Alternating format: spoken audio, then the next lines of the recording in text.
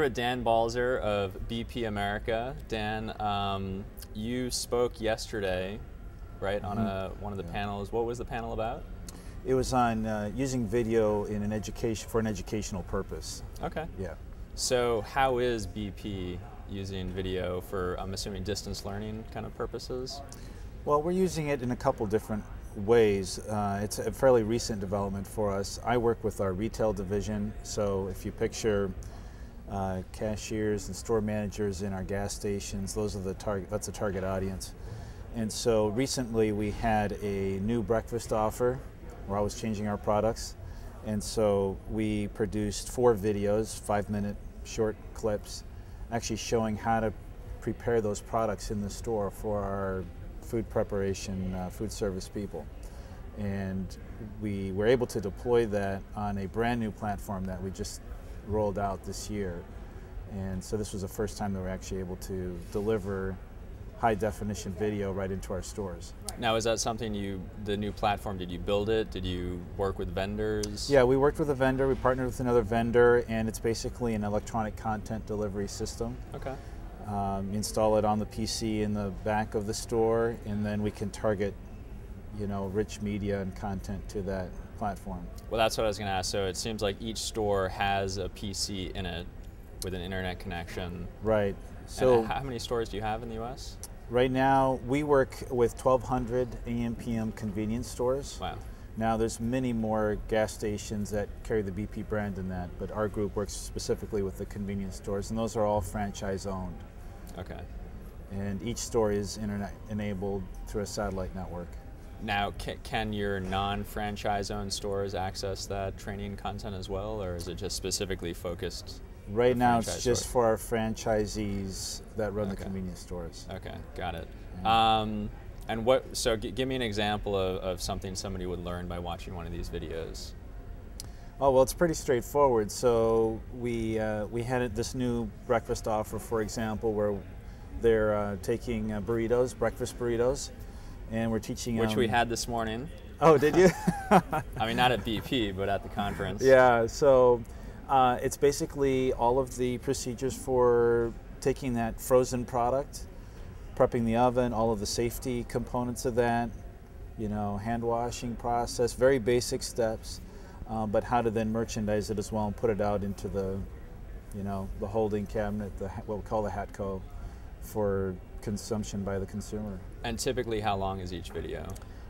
3 to 4 minutes. Okay, so just little topical videos, and maybe 5 videos kind of get you the whole story of well, a process each or a new video will offering. walk you through one product. Yeah. So we had one video that was really setting up the whole offer, because this was new to our markets across the country. And so the marketing team that was working on the food offer actually did a sell-in, what we would call a sell-in for our franchisees, and then there was 3 specific videos on 3 different products. Now we combine that actually with another piece of rich media content, which is a 3D virtual world. It's actually a virtual store, which is a much longer learning experience. So the video really is just one component of our training strategy.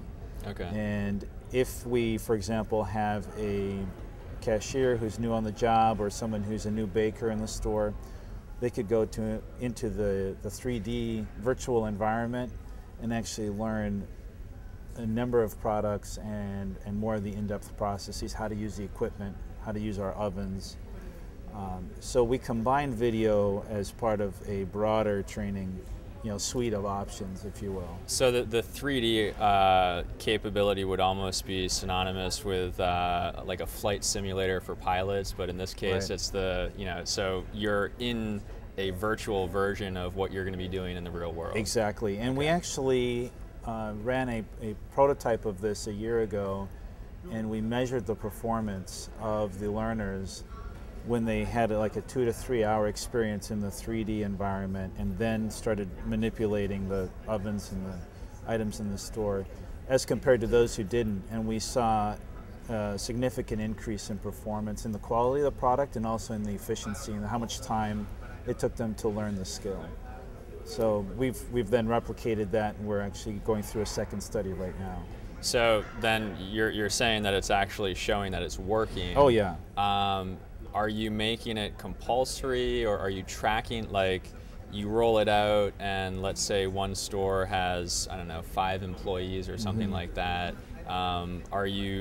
Do they go through like certification, like where you can tell that they watch video 1 and then maybe they get a little quiz on it and they passed and now they move on to video 2, and by the time they complete it, it says, hey, you've completed course 1. Right, yeah. So it depends on who the person is in the store. So in our program, the owner, the franchisee, and the store manager have to be certified.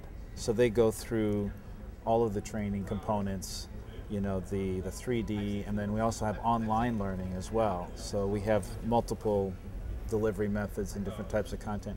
For the employees of the store, the cashiers, because it's a franchise-owned business, they're technically not our employees, and so to them it's voluntary.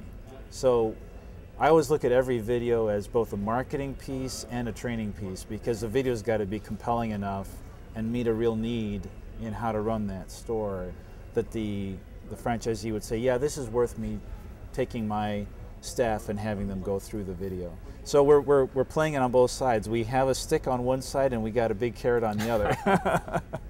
You know, and that's what drives us to be innovative. Which one are you using more, the carrot or the stick? It's mostly the carrot. Okay. We don't have much of a stick, except for the quality of the actual material. And I mean, we've worked with some very creative vendors, and actually some of our training right now is up for some, you know, like the Brandon Hall e-learning awards, and some has gotten CIO 100 award for the 3D. So the industry outside of just our own, you know, the e-learning industry, if you will, has been starting to recognize some of the work that we're doing. That's been pretty exciting for us. And where are you producing the content out of? I mean, do you have a little studio or something, or do you go maybe on site to a store where you guys are based out of, so you can actually film in a location? Yeah, we go on site. So we're actually in a very small back office in a store, you know, filming a user using the e-learning or the videos. We also have in our headquarters a full test kitchen, and so we've gone in there and done some of our training videos there as well. So it really depends on, you know, where the action is. And what led to the decision to shoot in HD rather than SD? I mean, for training videos. Well, in terms of the format, we have the ability to, because of this content delivery, you know, software, to increase the quality, and so we decided to start with, you know, a high-end quality product and then deliver that to the end user. And in the past we've been significantly hampered by our bandwidth capability, but now that we can kind of trickle the content into the store over, you know, 4 or 5 hours, then they play it locally, natively off of the desktop. Okay, so yeah. It's not streaming. It's not the video. streamed. Okay, it's not streamed. Got it. So it's delivered. It's delivered, and then it plays as a file on the desktop. So is that something where maybe overnight it's doing the delivery, and then in the morning when everybody gets there, all the, you know, exactly. Maybe you've updated training video number 17 that would load overnight, and then in the morning they'd have the most. There's a little notification that comes up on the desktop, says, hey, you've just received this new piece of content. And we're not limited to just video. Actually, most of our content right now is Flash-based training courses, and also just business tools, Excel documents, PDFs, other types of things. So it's the video component is just one small piece of a whole host of materials that we're able to deliver. And what's the typical connection that each store has? I mean, is it a DSL, a cable modem, a T1? It's a satellite network. Oh wow. Yeah. So that's it's a very controlled environment, and so that's why we're very sensitive to, you know, how much we can get down. So in working with one of our partners, with a vendor, we're able to get this content delivery system so that every PC in the stores has a small client that then is visible to our network, and then we can target a single store or a whole group of stores or a whole market, and it makes it very flexible for us. Is it a two-way satellite network, so data can be sent back as well, or just one-way kind of data dump? Well, I mean, all of our transactions from the sales go through the same network, so Okay. it's multi-purpose, right? So there's credit card transactions and sales data and other things going through it. Yeah. We just use a small slice of it for the training component, and you know, it's working very well for us. Yeah, I guess the reason I asked is because so that confirms that you can track that somebody watched video number 1, somebody watched video number 2. Yes, exactly. Okay. So as part of the back-end interface, you know, they can take the experience offline, but then when they connect back to the internet, it's going to send that data up to the back-end, you know, interface. And that's a good point, because for the first time we can see how many people are actually viewing a specific piece of content. And so I can push out a video and see in 2 weeks later that, okay, I have 15% of my total population has opened it. Now we're actually building some follow-up studies to say, let's look at sites that have a high percentage of usage of the content, and let's match that up to their performance over time and try to draw some, you know, hypotheses around, is a video or the other course is actually working or not. Yeah. And that's just opening up a whole new way of engaging in a conversation, you know, with the franchisees.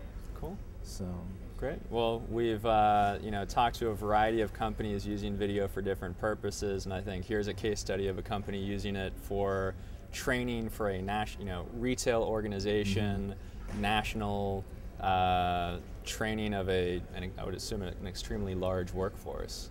right, yeah.